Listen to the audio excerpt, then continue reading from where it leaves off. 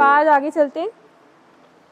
अब नमाज के कुछ असरात बता दें, फिर सबसे आखिर में इससे रिलेटेड कुछ आयात कोट कर देंगे। नमाज से पढ़ने वाले क्या असरात हो सकते हैं?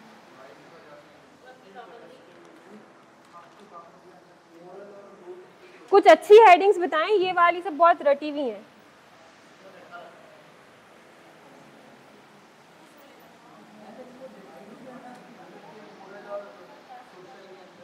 जी, सवाल इसी तरह बनता है, इनफरादी असरात, इज्तिमाई असरात, सोसाइटी पे पढ़ने वाले असरात।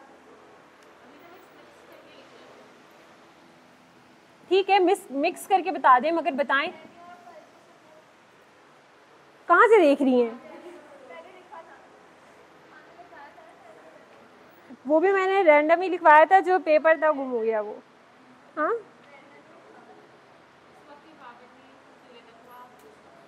कुछ अच्छी बनाएं।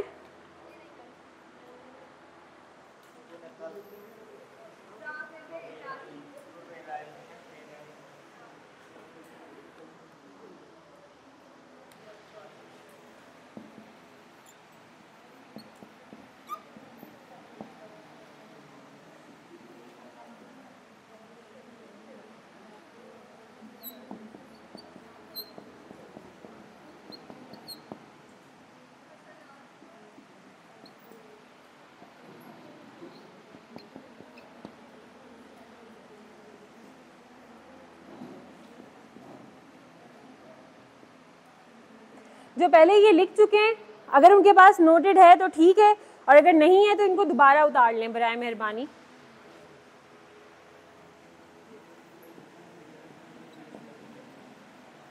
आपके वजू से और टीवी से ताल्लुक नहीं है, लेकिन आपके अंदर से इस तरह की वाइब्स आती हैं कि नहीं, ये चीज़ कुछ गलत है, ये नहीं करना।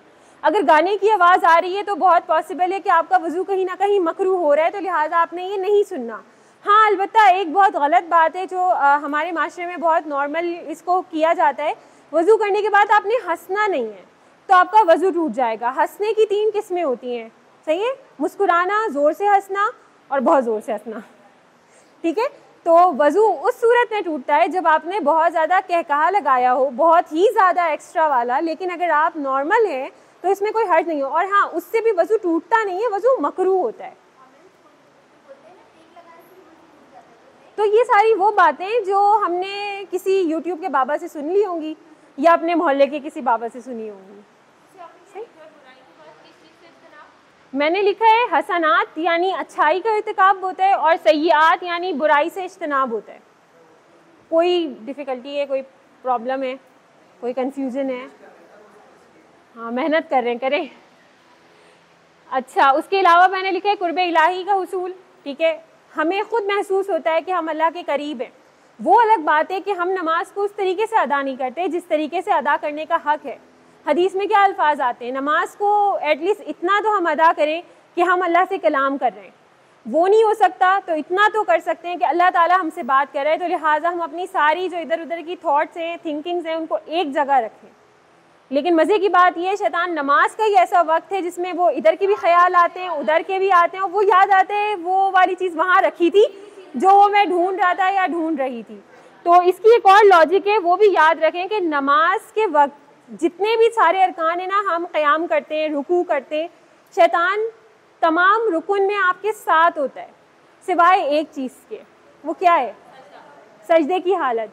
कि अल्लाह ताला और शैतान का जब मुकालमा हो रहा था तो शैतान ने ये वादा किया था कि मैं आपके बंदे को हर तरफ से बहकाऊंगा, आगे पीछे, ऊपर से, दाएं से, बाएं से। वो ये कहना भूल गया था कि मैं उसको नीचे की जानिब से भी आकर बहका सकता हूँ। तो लिहाजा अल्लाह ताला ने आपको उस नीचे वाली जानिब से महफूज रखा है। सजदे करते वक्त इंसान अल्लाह के सबसे ज़्यादा करीब हो जाता है, और क्योंकि शैतान का राब्ता सजदे की हालत में टूट जाता है, तो लिहाजा अल्लाह ताला से बहुत अच्छी कम्युनिकेशन आपकी सजदे की हालत में हो सकती है। साइंटिफिकली ये बात अप्रूव कर दी गई है कि ज़मीन के अंदर से एक ऐसी ग्रेविटी निकलती है जो आपके दिमाग के स्ट्रेस को अपने अंदर ले लेती है। अगर आप देखें, योगा के जितने सारे स्टेप्स हैं वो सारे कॉपीड हैं बिल्कुल नमाज से, जितने हमारे नमाज के स्टेप्स हैं। उसके अंदर योगा में सबसे ज़्यादा फोर्स आपका, जितने भी सारे स्टेप्स हैं ना, वो ख़त्म होकर इस पे होते हैं कि आपका सर ज़मीन से लगा हो। तो इसके पीछे की लॉजिक जो प्रूफ की गई है वो यही की गई है कि ज़मीन जो है वो आपके स्ट्रेस को ले लेती है। ये ज़मीन के अंदर खासियत है, अगर हम इसको साइंटिफिकली देखें। और अगर वैसे देखें तो इसका यही लॉजिक है कि शैतान ने ये कहना भूल गया, लिहाजा अल्लाह ताला ने आपको सजदे की हालत में अपने सबसे ज़्यादा करीब कर लिया। सही, सय्यात से इज्तिनाब, इज्तिमाइयत का दर्ज देता है, इत्तेहाद और इत्तेफाक सिखाता है।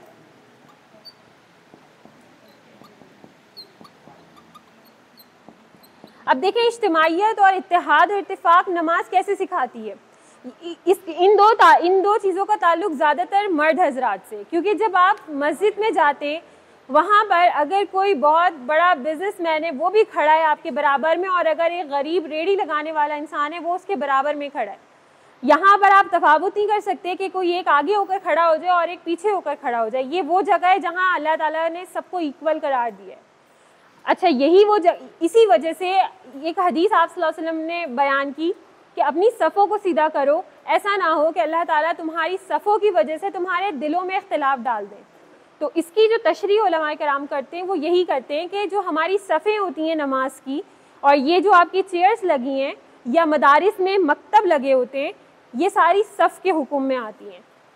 अब आप में से कोई एक अपनी चेयर को आगे करके बैठ जाए और दूसरा पीछे करके बैठ जाए, और वो आगे करने वाला ये सोचे कि मैं थोड़ा आगे हो जाऊं, थोड़ा नुमाया नज़र आऊं और मुझे बहुत अच्छे समझ में आ जाए, तो वो जो सफ़ आगे होगी आपकी, बहुत पॉसिबल है इससे आप लोगों के दिलों में इख्तिलाफात पैदा हो जाएं। ठीक है, ये याद रखें कि आप सल्लल्लाहु अलैहि वसल्लम की कोई भी बात हवा में उड़ती हुई बात नहीं होती थी, यकीनन उसके अंदर कोई लॉजिक थी और वो इम्प्लीमेंटेशन भी उसकी कहीं ना कहीं होती हुई नज़र आती थी। जंगों में भी आप सल्लल्लाहु अलैहि वसल्लम खुद मुसलमानों की जो सफ़ होती थी उसको सही करते थे। ऐसी नमाज में भी डंडा लेकर बाकायदा यूं चलकर सही करते थे, और जिसके पाँव का थोड़ा सा भी हिस्सा आगे होता था उसके पैर पे मारते थे। ये तरीका था, यानी सफ़ सीधा करना इतना ज़्यादा ज़रूरी था। तो ये सफ़ ही सीधी हो, अगर हर चीज़ एक लाइन में हो, इक्वल में हो, तो वो आपको इज्तिमाइयत का दर्ज देती है। वो आपको ये बताती है कि आप सब इक्वल हैं अल्लाह की नज़र में। जब आपका बनाने वाला एक है तो बनने वाली चीज़ कैसे मुख्तलिफ हो सकती है। ठीक है, हाँ, अगर अल्लाह ताला किसी को थोड़ा एक्स्ट्रा टॉपिंग करवा दें किसी के ऊपर, तो वो उसकी खासियत हो जाती है। इसीलिए ये वाली हदीस है कि अल्लाह के नज़दीक आपका जान, माल, खून, अच्छा औहदा कुछ भी नहीं पहुंचता। क्या पहुंचता है? सिर्फ आपका तकवा पहुंचता है। ये आपकी एक्स्ट्रा टॉपिंग है। और बताएं कुछ, और क्या लिखा जा सकता है?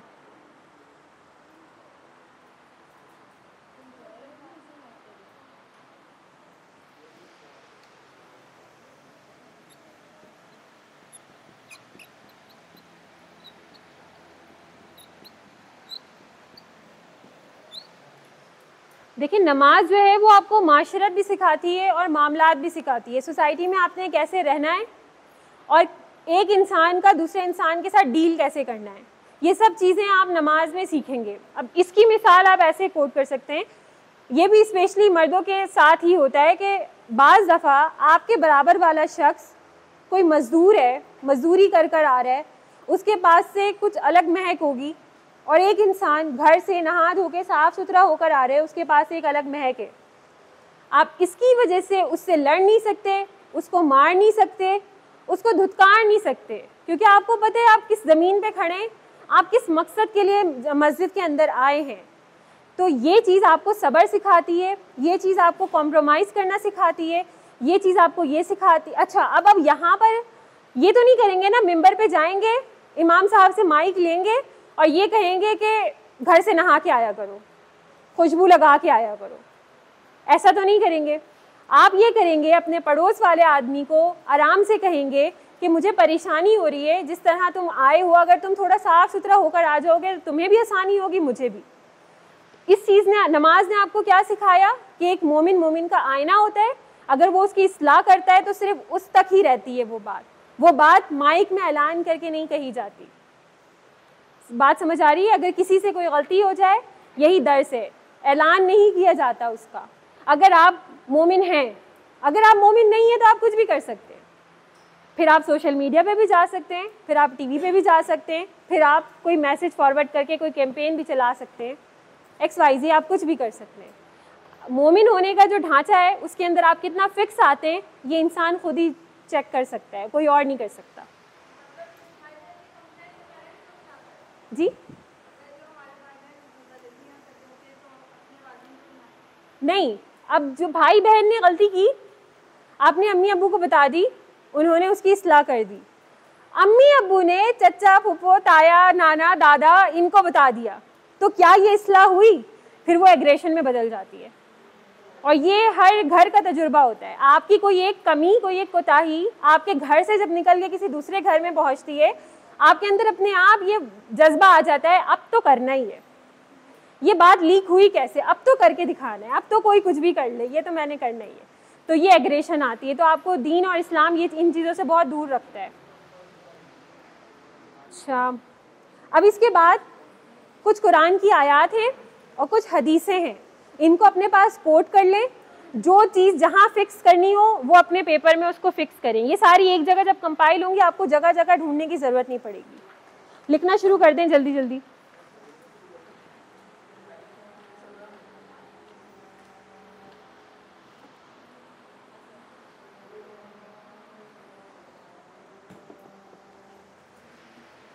ये उतार लिया है ना?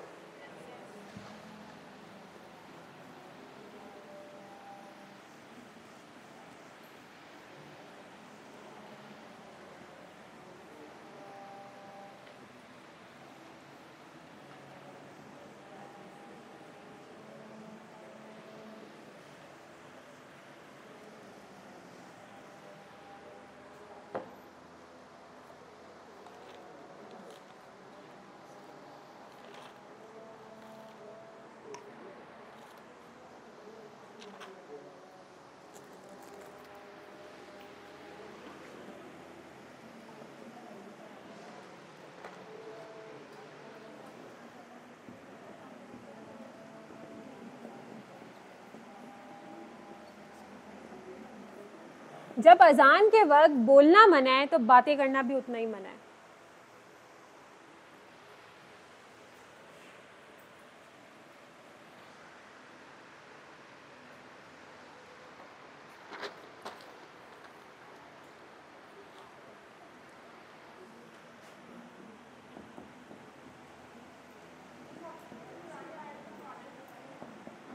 जी जी वही बता रही हूँ। सही है, निकाल लिए कॉपी वगैरह, लिखना शुरू करें। ये बताएं कल जितनी आयात नंबर्स बताए थे वो कॉपी में आ गई हैं? किस किस की आई हैं? हैंड रेस करें। 1 2 3, बाकी यही वजह है बस थोड़ी सी कि मैं चाहती थी कि हर चीज़ में क्लास में लिखवाऊं, मगर आप लोगों ने कहा अरबी लिखने में कुछ मसला आता है तो हम उसको देख के लिखेंगे। हाँ, ये बात पहुंची थी मुझ तक।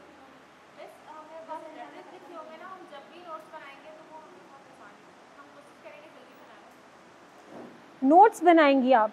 मतलब मेरे ये मैं पूरा आपको क्वेश्चन सॉल्व करवा रही हूँ मैं।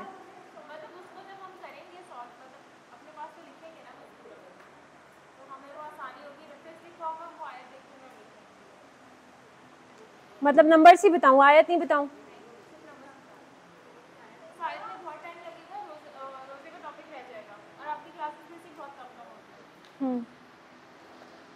बस बात वही है, आप खुद के साथ कितना मुखलिस हैं, खुद को कितना टाइम देते हैं, सॉल अप टू यू। सही, लिखे सूरह बकरा की आयत नंबर 238। ये वो आयत हैं जिससे नमाज की फ़र्जियत साबित हो रही है, नमाज कितनी ज़रूरी है ये साबित हो रहा है, नमाज छोड़ने वाले के लिए क्या गुनाह है ये साबित हो रहा है।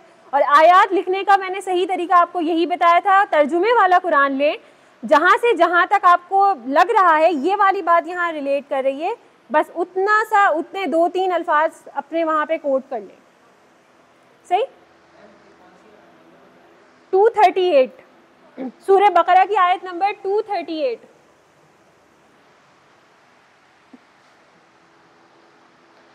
सूरह मोमिनून की आयत 11, सूरह मोमिनून की आयत नंबर 11।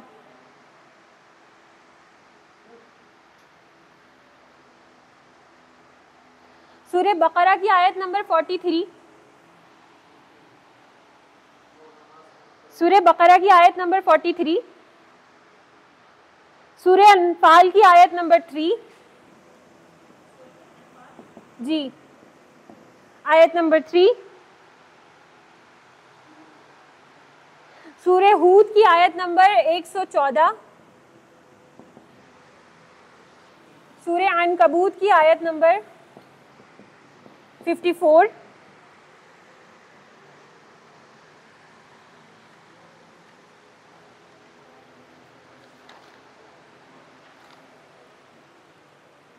लिख ली सारी, 3 सूरह हूद की आयत नंबर 114, अनकबूत की आयत नंबर 54। हो गया यहाँ तक? अब हदीसें लिखना शुरू करें। हजरत उक़बा बिन आमिर बयान करते हैं। अच्छा, एक और चीज़ याद रखें,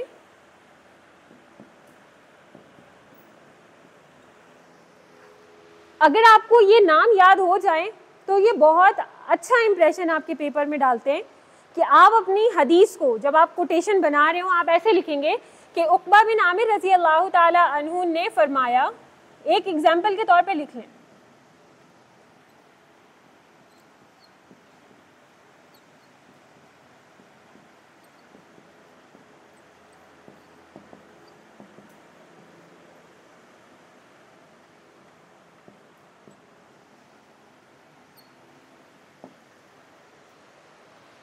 उक़बा बिन आमिर रज़ी अल्लाह ताला अन्हु ने फरमाया कि आप सल्लल्लाहु अलैहि वसल्लम फरमाते हैं, और उसके बाद जो उनका कोट है वो आप यहाँ पर लिख दें। सही। एक और चीज़ ये याद रखें कि जो आप लोग अगर कोई इसमें मुतमईन ना हो, अगर किसी को मसला हो तो वो एक अलग एक्सपेक्शन है कि आप लोग ऐसे लिख देते हैं बस। सही है, पूरा पेपर लिख देते हैं, सारी कंजूसी यहीं करते हैं। लेकिन अगर आप इसी चीज़ पे थोड़ी सी मेहनत करें, थोड़ा सा लिख लिख के प्रैक्टिस करें, जहाँ पर आप सल्लल्लाहु अलैहि वसल्लम का नाम आ रहा है वहाँ पे अलग पेन से सल्लल्लाहु अलैहि वसल्लम लिख दें, आपका पेज इतना अच्छा सा लगता है और ख़ुद को भी एक अच्छी फीलिंग आती है। और अगर इसको दूसरी लॉजिक से देखें तो ये याद रखें, जब भी हम सल्लल्लाहु अलैहि वसल्लम पूरा लिखते हैं तो जब तक ये लिखा रहता है आपको तब तक दुरूद शरीफ का सवाब मिलता है। ठीक है, इसीलिए सख्ती से मना किया जाता है कि सिर्फ सौद लिखकर ना छोड़ें। जहां आप कहीं कंजूसी नहीं कर रहे, वहां आप कंजूसी कर भी रहे हैं तो किस में कर रहे हैं, एक कितना घाटे का सौदा कर रहे हैं। तो अगर मुझसे कोई कहता है कि इतना वक्त नहीं होता कि हम पूरा लिख सकें, तो ये मेरा अपना एक्सपीरियंस है। मैंने अभी तक जितने भी पेपर्स हुए हैं किसी भी चीज़ के हों और जहाँ ये नाम आ रहा हो, मैंने कभी भी ऐसे नहीं लिखा। बिल्कुल पूरा लिखें और अलग पेन से लिखें, वो एक अलग नुमाया चीज़ नज़र आती है। नहीं, पीस बी अपॉन हिम सल्लल्लाहु अलैहि वसल्लम की जगह नहीं ले सकता। सल्लल्लाहु अलैहि वसल्लम, जी जी बिल्कुल ऐसे ही है। आपने कभी इंग्लिश की बुक्स नहीं पढ़ी? जो अच्छे ऑथर्स की होती हैं उनके लिखने का तरीका क्या होता है? जो मुस्लिम ऑथर्स हैं उन्होंने कभी भी पीस बी अपॉन हिम नहीं लिखा होगा, ब्रैकेट में सल्लल्लाहु अलैहि वसल्लम लिखा होगा। आपके एमफिल पीएचडी के थीसिस तैयार होते हैं, उसके अंदर भी जो असल तरीका है, अगर बात वही है आप किस चीज़ को प्रायोरिटी देते हैं, आप कितना किस चीज़ को समझते हैं, वो तो और वो यही वाली चीज़ है। या तो स्वाद लिख दें, ऐसे ही लिख दें।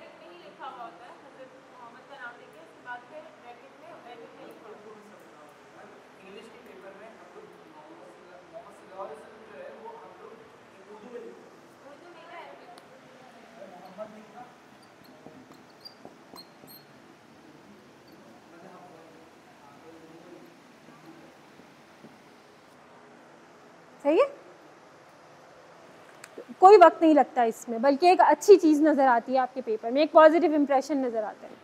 क्या बता रही थी मैं इसके? हाँ, उक़बा बिन आमिर रज़ी अल्लाह ताला अन्हु ने फरमाया कि आप सल्लल्लाहु अलैहि वसल्लम ऐसे दोनों मर्तबा कोई मसला नहीं है, फरमाया, फरमाते हैं, कहा, कहते हैं, जो शख्स अच्छी तरह वुज़ू करे फिर खड़ा होकर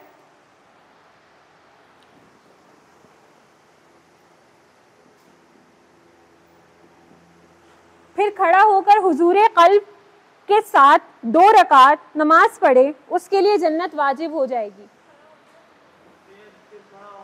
हुजूर कल्ब के साथ 2 रकात नमाज पढ़े उसके लिए जन्नत वाजिब हो जाएगी।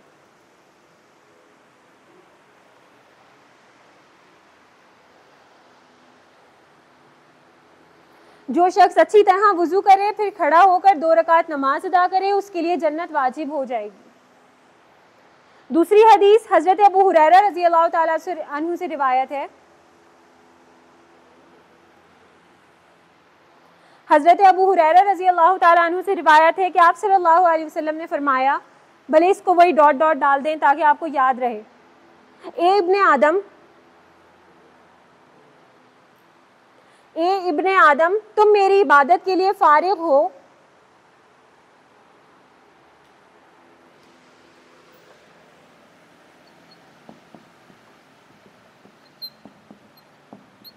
इब्ने आदम तुम मेरी इबादत के लिए फारिग हो तो मैं तुम्हारा सीना गिना और बेनियाजी से भर दूंगा। तो मैं तुम्हारा सीना गिना और बेनियाजी से भर दूंगा और तुम्हारा फक्र फाका खत्म कर दूंगा।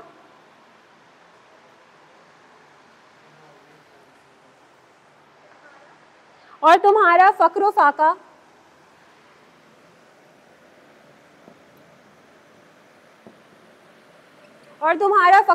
खत्म कर दूंगा। और अगर तुमने ऐसा ना किया तो मैं तुम्हारे हाथ काम काज से भर दूंगा।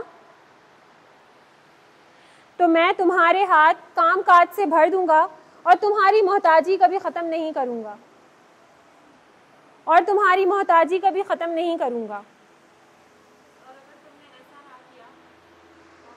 तो मैं तुम्हारे हाथ काम काज से भर दूंगा और तुम्हारी मोहताजी कभी ख़त्म नहीं करूंगा।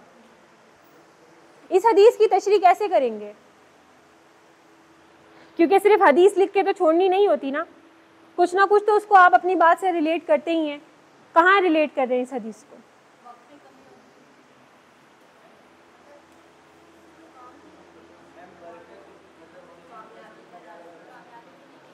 इसको आप आज के ज़माने से रिलेट करेंगे, अपनी ज़िंदगी से रिलेट करेंगे, दूसरे मुसलमानों की ज़िंदगी से रिलेट करेंगे, इकोनॉमी क्राइसिस से रिलेट करेंगे, मुसलमानों पे आने वाली मुसीबतों से रिलेट करेंगे कि हर चीज़ का ताल्लुक आज मुसलमान का सिर्फ इन्हीं सब चीज़ों की वजह से।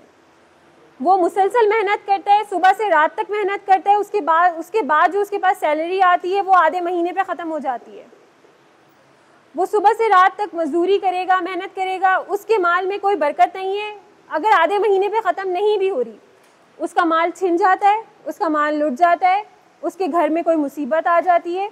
10 चीज़ें हैं जिनको आप इन चीज़ों के साथ रिलेट कर लें। तीसरी है हजरत सौबान सा से। हजरत सौबान बयान करते हैं कि आप सल्लल्लाहु अलैहि वसल्लम ने फरमाया, दीन पर कायम रहो अगरचे तुम उसका इहाता नहीं कर सकते। दीन पर कायम रहो अगरचे तुम उसका इहाता नहीं कर सकते। और ये बात जान लो कि दीन पर कायम रहो अगरचे तुम उसका इहाता नहीं कर सकते। और ये बात जान लो कि तुम्हारे तमाम अमाल में सबसे अफजल अमल नमाज है।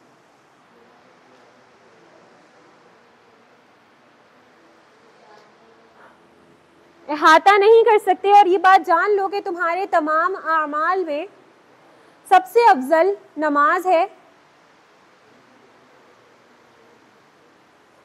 और मोमिन के सिवा कोई और शख्स वज़ू की पाबंदी नहीं करता। और मोमिन के सिवा कोई और शख्स वज़ू की पाबंदी नहीं करता। हज़रत सौबान से रिवायत है ये कि दीन पर कायम रहो अगरचे तुम उसका इहाता नहीं कर सकते। और ये बात जान लो कि तुम्हारे तमाम अमाल में सबसे अफजल अमल नमाज है।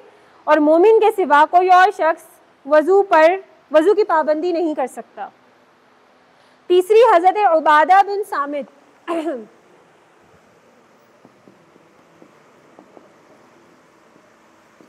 हजरत उबादा बिन सामित,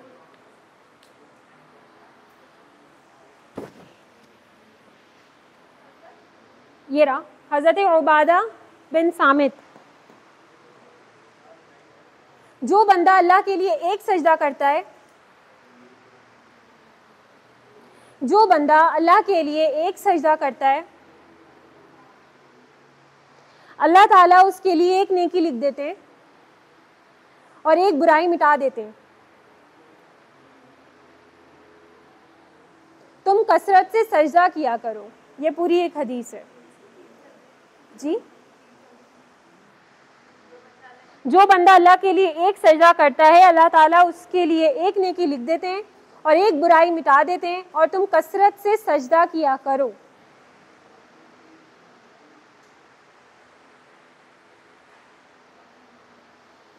अबू ज़र रज़ी अल्लाह ताला अन्हु से रिवायत है, तीसरी अबू ज़र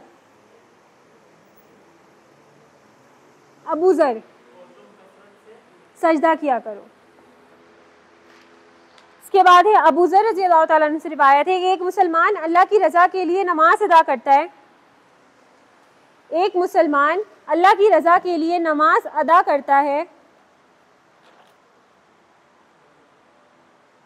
उसके गुनाह इस तरह झड़ जाते हैं जैसे दरख्त के पत्ते।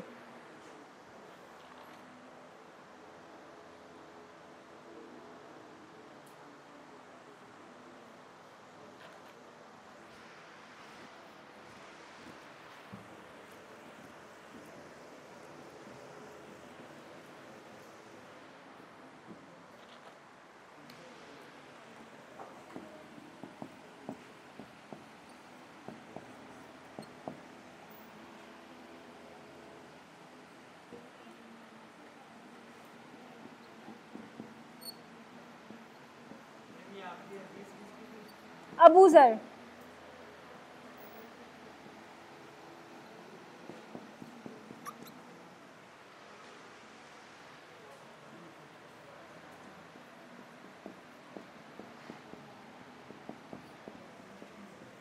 यहाँ तक हो गया, सबका हो गया ना। अब देखें, रोज़ा शुरू करते हैं। रोज़े की तारीफ आप लोग खुद ढूंढ के लिखेंगे। मुख्तसर ये कि रोज़े का मतलब होता है रुक जाना, तर्क कर देना, ठीक है। खाने पीने से रुकना और अपनी नफसानी ख्वाहिशात से रुकने का नाम रोज़ा है। इतनी बात हो गई। बाकी डिटेल तारीफ आप ढूंढेंगे, ढूंढ कर लिखेंगे। मैंने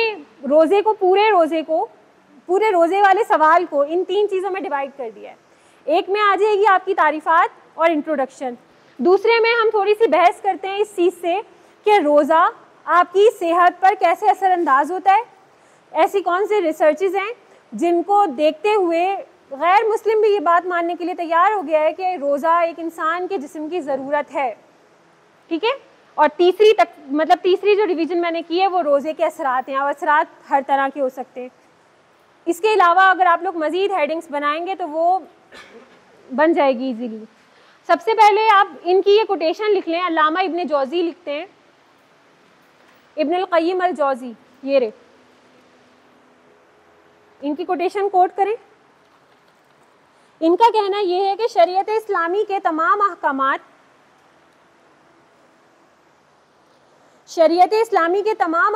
का मकसद इंसानों को फायदा पहुंचाना है।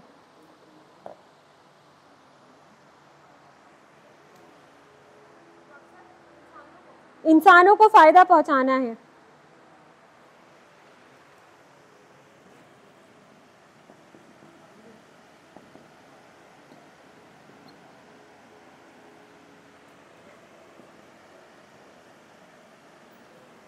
इंसानों को फायदा पहुंचाना है, ये इनकी कोटेशन है, ठीक है। वो ये कहते हैं कि शरीयत ने आप पर जिन भी चीज़ों को फ़र्ज़ किया है वो ऐसे ही खाली पीली में फ़र्ज़ नहीं कर दिया। उसके पीछे जो भी कोई फ़ायदा है वो आपकी अपनी ज़ात के साथ ही है। सबसे पहला फ़ायदा कोई भी चीज़ है वो आपको देगी, उसके बाद वो किसी और को कोई फ़ायदा देगी। तो इसी तरह रोज़ा भी जो है वो सबसे पहले आपको ही फ़ायदा देता है, ठीक है। अच्छा, अब अकॉर्डिंग टू मेडिकल साइंसेस इंसान के अंदर 3 ख्वाहिशात ऐसी हैं जिसको पूरा करने के लिए वो किसी भी हद तक जाता है, सही। जिसको पूरा करने के लिए वो फिर अगर बहुत ज़्यादा एक्सट्रीम उसकी ज़रूरत बन जाए तो वो कोई लिमिटेशंस नहीं देखता, हराम हलाल में कोई फ़र्क नहीं करता, वो उसकी तरफ जाता है। क्या क्या हो सकती हैं? क्या क्या हो सकती हैं? खाना और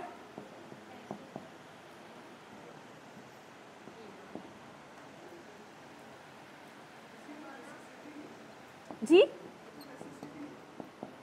नेसेसिटी तो है, मगर क्या आपकी नेसेसिटी ये है कि आप जो है फ्लेवर्ड खाने, बहुत ज़्यादा बस खानों के लिए ज़िंदा रहना या ज़िंदा रहने के लिए खाना? लेकिन ये ऐसी ख्वाहिश है इंसान की कि इन ख्वाहिशात के पीछे ही इंसान दौड़ता है और भागता है। इसके अलावा कोई और ऐसी ख्वाहिश नहीं है, बेसिक ख्वाहिश, जिसके पीछे इंसान कोई भी लिमिट क्रॉस कर दे। एक भूखा इंसान है, आप उससे ये कहें कि तुम्हें एक मुसलमान बनना है और एक बहुत अच्छा मुसलमान बनकर साबित होना है, वो ये कहेगा ठीक है मैं बनने को तैयार हूँ, पहले मुझे कुछ खिला तो दो, पहले मुझे कुछ पिला तो दो, उसके बाद मुझसे कोई और मुतालबा करना।